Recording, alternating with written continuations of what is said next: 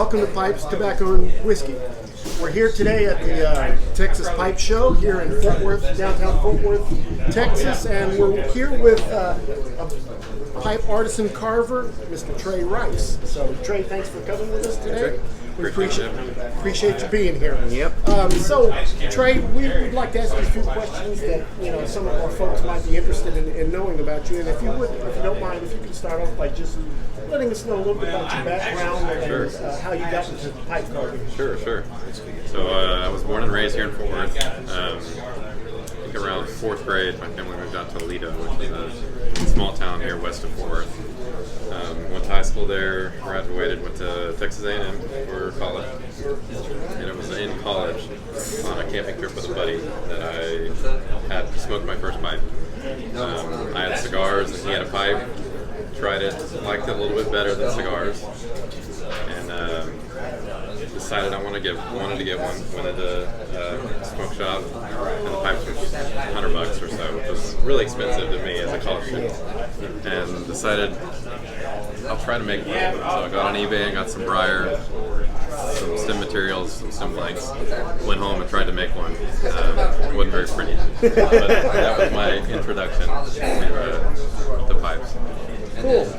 So you're saying you started smoking about college, so about 18, 19 years old? It's about 19, 20. Yeah. So is pipe making your full-time job right now, or do you have another vocation? Full-time job as an architect. I see. So pipe making's part-time, a couple hours a week. So what do you do with architecture? I am, my specialty, I guess, is in government buildings. So lots of Air Force bases, military bases. Oh, cool. Doing aircraft hangars, barracks buildings, headquarters buildings. That's really cool. Stuff like that. So, I did a stint where I was trying to go to architectural school. I didn't make it. Yeah. It's tough. Lots of all-nighters, lots of work to get there. Yep. Colton over here he's a percussionist, and he also makes drums.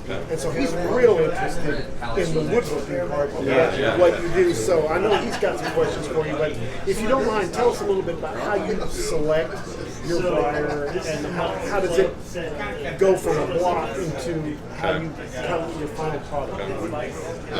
Sourcing briar to start. I get my briar from a couple of different sources, all Mediterranean region, so mostly from Italy and Greece. From there, I'll get it in a big box with all the different styles of blocks that I work. First thing I always do is take it and put it on the sanding disc for a little bit just so I can see the grain and knock off all the oxidation on it. Yeah. And that's kind of where I start thinking shapes. So normally right off the bat, I'll get a new box of briar and I'll set aside 4 or 5 blocks. I know what I'm going to do with those right off the bat. And then if it's something different, a commission or another piece of work I'm working on, I'll look through my stash to try to find something that fits. But it's all trying to match the grain to the shape. So I'll look through it and look at, am I trying to shoot for a straight grain pipe with grain going up the bowl, cross grain, which direction am I looking at? So the briar really dictates how you're going to carve the wood. I mean, you're not going in there thinking, well, I'm going to make a billiard or I'm going to make a vamp or whatever. The wood's going to dictate everything for you. I may go into it wanting to make a billiard, but I'll select the block that I think is going to work for that billiard based on the grain. And sometimes it works, and sometimes it doesn't. Yeah. Okay. Well, so like your briar, do you let it sit for a while before you start using it? Or? Yeah, I've got some blocks that are probably 8 or 10 years old from when I first started. I still got some blocks from that shipment, all the way up into a lot of the stuff that I'll get from Vermont Freehand or from Raw Crafted. It's been sitting in there for a year or so, so it's already aged and ready to use. It's dried sufficiently. Interesting. So is briar right now the only medium that you use, or do you use other things as well? I've used strawberry briar a little bit, which is kind of a variant of the briar, different species but same Is that family. from the same region? Yeah. It's the unique thing about it is the blast. The grain structure is looser, so you can get some really cool deep blast out of the strawberry. Cool. So, I just bought this one from you, and I see that there's an adornment that you found, and that's olive wood. Do you use other forms of it? I've got, so I like olive wood, boxwood's fun to use. Zebra wood I've used some. Ivorite's one that I really like. It's kind of a faux ivory. It has the same grain structure as a piece of ivory does, natural ivory. Bakelite's a unique material that I've used. Different colored Cumberland. No. How much time do you spend in your workshop working on pipes? It varies. So I have a 11-month-old daughter, so she dictates a lot of my shop time. But I've kind of orchestrated with my wife a deal to work 4 hours or a night once during the week, and then I'll wake up early Saturday morning and get so anywhere between 6 to 10 hours probably. How many pipes are you cranking out right now? It varies. Well, with having a baby, yeah, with having a baby, that takes a lot of your time. So. Right. It's I'm shooting for 4 a month, so 1 a week, but it usually falls in between 2 and 4. Okay. Hey, what do you have any particular influences that have kind of gotten what you like to emulate? Yes, definitely. Starting out, I loved Jeff Graysick pipes, so I studied his a lot in the beginning, and then as I learned more about all these other different makers in Europe, it all kind of broadened from there. So currently, Chris Astro is one that I really like as a foreign guy. He's also an architect, so we have that connection. Let's see. I also really like the English shapes, so this in particular is Danish inspired, but I really like the English shapes too. So I have 3 or 4 different binders of old shape charts from Kamoy and Dunhill and DVD and all of those different brands. So depends on what I'm in the mood for. If I want Danish, then I'll look at some pictures of Danish things and work through that, or I'll look at a catalog. I know that the grain of the wood is going to dictate a lot about how the finish is going to be on one of your pipes. And I was looking at your table, and I saw a few sandblasts, and a few smooths. Do you do any rustication at all? I haven't in a long time. Whenever I first started, I did. But I really like to sandblast, so I'll do that I won't say any chance I get, because smooths are nice too. But if any kind of pits or anything show up, pin dots of sand pits, anything like that, then I'll throw it in the blaster. I prefer to do that over rusticating. So sandblast, do you prefer sandblast over smooth? A good smooth will top a sandblast for sure. Nice contrast. Well, and as far as sellability and income, that's probably a better. It's interesting. It's a mix of two. You have people with all different style preferences. So some people only smoke sandblast and want a sandblast, and others only want smooths, and then you have a mix in between. It kind of just depends on the person buying the pipe. I haven't noticed any difference between sellability of either. Really? Oh, that's interesting. So from start to finish, what are we looking at typically? Time-wise? Yeah, on a pipe. Depends on the shape. So that pipe there probably took, I'm going to say, 10, 12, maybe 14 hours with all the ornaments and everything on it. That one was a shape first and then drill second. But if it's a drill first, the standard billiard shape, I could probably knock out a billiard in 6 hours or so. So in comparison, what would be the ratio for you as far as shape first drill or drill first shape? Probably 50-50. I'll go through periods where I'll drill out 3 and finish out 3 traditional shapes, and then I'll switch over and do a couple tomatoes or a long shank or acorn or something like that. So it's probably about 50-50. We may have already gotten this from you, but about how long have you been doing this now? So I've technically been making pipes 10 years, but there was about a 4 or 5 year window in there where I was in an apartment that didn't have any space for workshop equipment, so I didn't make any pipes in that sense. So 5 years cumulative, I guess. When you go into it, like if you're going to make a classic shape, do you have certain dimension specifications that you want to meet as you do that, or do you basically eyeball it? Yes and no. There's certain. So, for example, one measurement that I always try to do on the button width, it's always very close to 0.6 inches, 100% of the time, because I want 95% of the time, I'll say, because I want that familiarity. So a person who's bought a pipe before, they get a second pipe, they know what they're going to get whenever they put the some stem in their mouth. consistency in Right. that. But as far as dimensions of the proportion of a billiard, that's mostly by eye.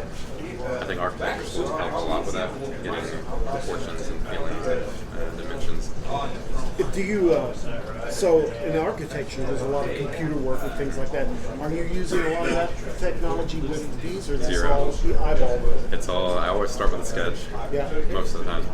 I'll kind of trace the block out on the piece of paper so I know my constraints of the briar, and then I'll sketch in what I think, draw on the grain patterns, and kind of get an eye for what I think will look good in that block. Very cool. You guys have anything you want to I'm curious about the bit structures that you use on some of these. Like the pipe that you have right here, the bit fits inside of the briar. Do you make those bits as well, or is it something that you... Specifically like this, I don't know if I've ever done one exactly like this, not with a live edge on it. Yeah, yeah. But I have done ones where the stem insets into kind of a pronounced piece of the briar or an accent material. That one's a little bit similar. That has a recess in where the stem sits into it. So that, yes. This particular style, no. Okay. They're really cool. I mean, all of the different styles and additions and bits that you use are amazing. So I think that's very cool. Thanks. I really like all the accents and detail work that go into it. I do have one. Me making drums, a lot of people don't know that. Occasionally I get my hands wet or dirty and make a few drums here and there. I'm always fascinated with drums, particular ones that use like a curly maple or like a bird's eye maple or anything like that. They're really, I like to see a lot of the wood grain in it. So, I mean, what characteristics do you look for in a piece of wood? Just to like, how does that inspire you to go one way or another way? I know it's a big question, and it's probably different for everything with pipes that you commission or whatever you know. But I mean, do you look for like different hardnesses in the briar or in whatever you're working with? Like, how do you go about seeing a piece of wood and then turning it into a pipe? What's your process like? So, as far as like the figuring of the wood and spalting of wood, that doesn't really apply so much to the briar pieces, but to the accents, that's definitely something that works. If I get a highly figured or like a curly maple, nice curly maple piece, I would try to incorporate that into an accent piece to highlight that, right? Okay. The briar itself, in general, I shoot for either a piece of a block that is either straight grain on the sides or it's a cross-cut block. Okay. And then I'll try to orient the pipe within that block to best display that grain. So sometimes you'll get blocks where the heart of the burl is right on the edge and the grain is shooting up at an angle. And that's where I would more lean towards a shape first and then drill second, so that I can sand off and orient the pipe in the block the correct way to maximize the grain. So I don't know if that really answered your question. Yeah, I was just really curious about the artistic process that goes behind it, because whenever I see a piece of wood and like, all right, this flat piece of wood has to be a round drum. What's the best way to do that? And I'll go as I'm cutting it, and I'd like to see all the wood grain kind of work. So I'm just curious about the actual. Yeah. So when I'm shaping it, I am spraying with water to see the grain structure. So it's a very much real time. Oh, the grain turned this way inside the block, and I couldn't see it on the outside, and I'll alter the shape to fit that. Oh, that's cool. So it's a real time. So it starts with one idea, and sometimes it can go more towards another yeah. one. That's Awesome. Yeah, Sure. that's exactly. And then you'll have a crack or a pit or something show up, and that completely changes the shape too. And then you're working around that. Yep. Right on. So are you a pipe collector yourself? I mean, I'm sure you have some of your own pieces that you make, and you're like, oh, this one's not going for sale.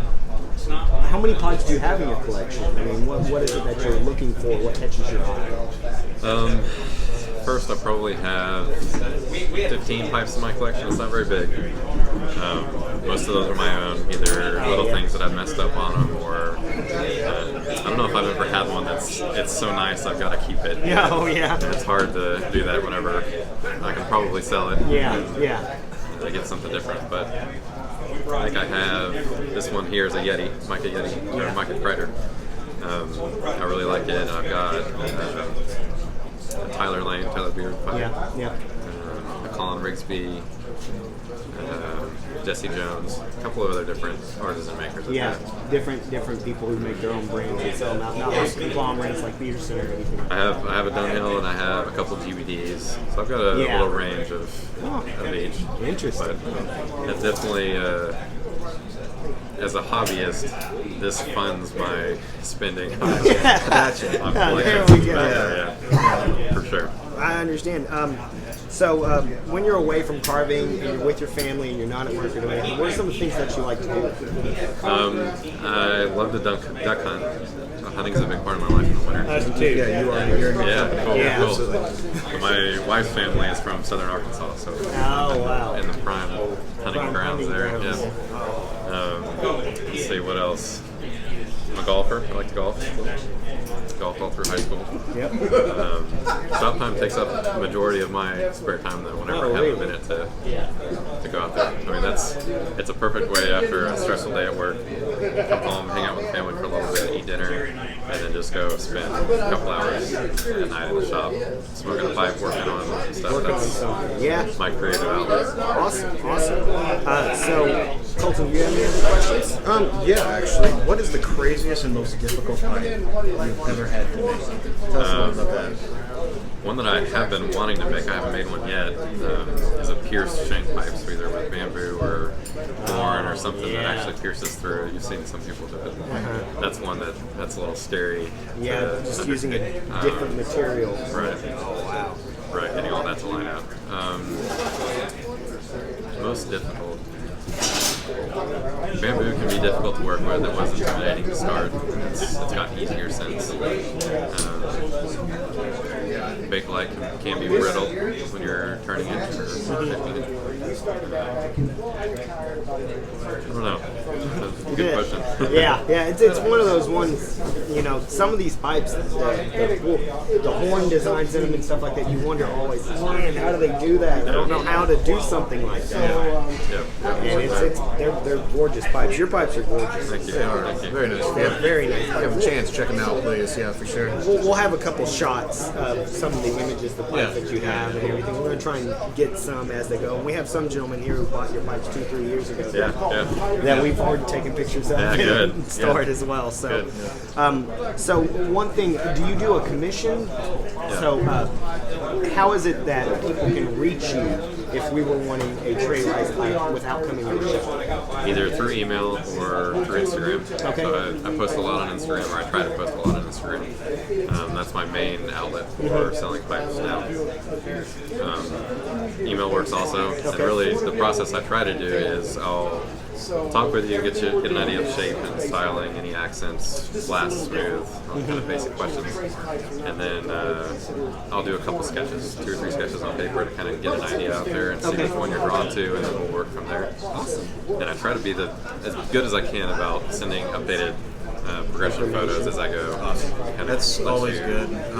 Me working with vendors sometimes, it's the hardest thing in the world to actually get me. Like, hey, where are we at on this? I don't know. So that's awesome that he's actually like there. And sometimes you get so caught up in the work and you're enjoying getting it so done that you'll go from step 1 all the way through 12, and then you'll go, oh shoot, I was supposed to.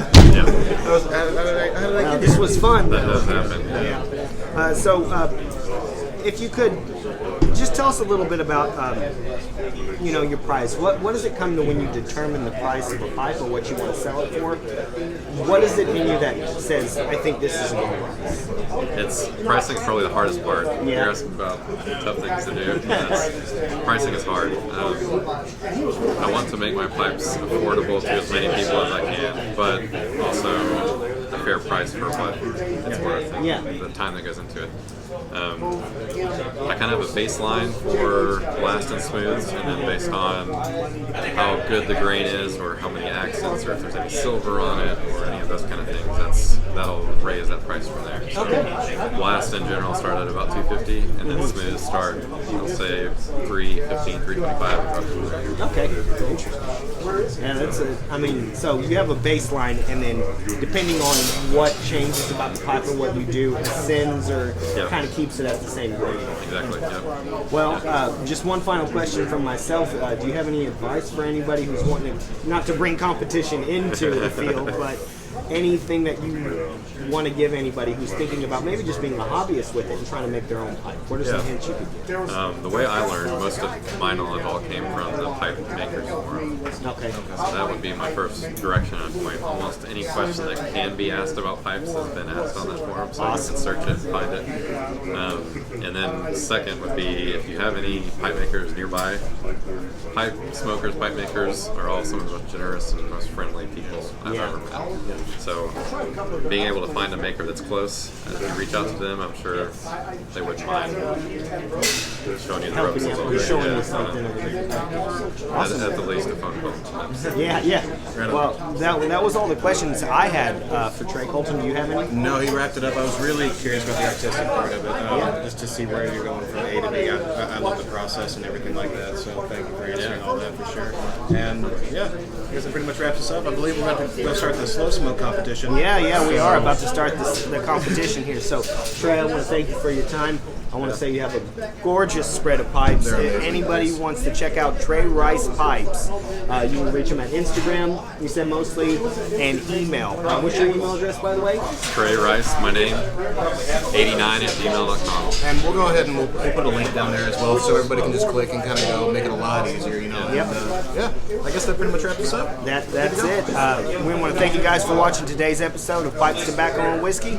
And we want to make sure that if you guys like what you're seeing, please like, comment, and subscribe. We will see you again next week in our regular smoking lounge. Yeah, pretty much it. Trey, thanks for your time. I appreciate it, sir. Thank Really y'all good to meet you. Thank you, Trey. Yeah, thank you. All right. See you Bye, guys.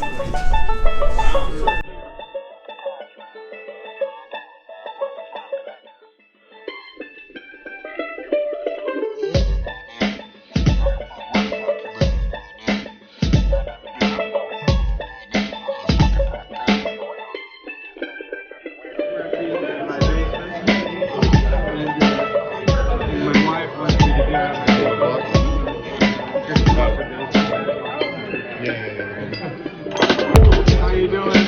Son? Hey, bye-bye. Oh, you pulled the missions out.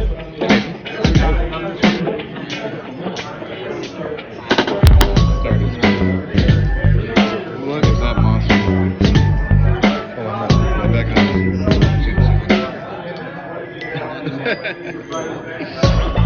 Really cool.